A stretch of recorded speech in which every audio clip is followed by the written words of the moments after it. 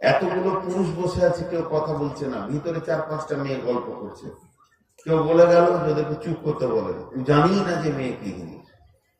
ও যদি জানতো তাহলে চুপ করতে বলতো না। ও যদি না বকবে তা মেয়ে হলো কি করে? ওকে তো বকতেই হলো, অত চোপা চলবি। বাংলাদেশে আমি ঠাকুর গায়ে স্টেজে উঠেছি, আর এক স্কুল মাস্টার এসে বলছে, হুজুর একটু বলে দেন মেয়েগুলোকে চুপ করিয়ে দেন। তোমাকে আমি জিজ্ঞেস করলাম, আপনি চুপ করেন যেমন কেন বলছেন আপনি? বলে আপনি তো পুরুষ, মেয়ে তো বকবি। আমি যাকে বিয়ে করেছি সেই আমার কথা শুনে না, লোকের বউ আমার কথা শুনবে, আমি চুপ করিয়ে দেবো? এটা চারটিখানি ব্যাপার। আমার বউকে যদি আমি একটা কথা বলি 20খানা বলে, তারপরে দম নেয়। এদেরকে একটা বলে তো 200 বলবে। আমি যাকে কাপড় দিই, যাকে ভালোবাসা দিই, যার সমস্ত চাহিদা মিটাই, সেই আমার কথা শুনে না। তাহলে মনে হয় আপনার বিয়ে হয়নি। বিয়ে হলে জানতেন যে জিনিসটা কি জিনিস, আপনি জানেন না। পৃথিবীর মানুষ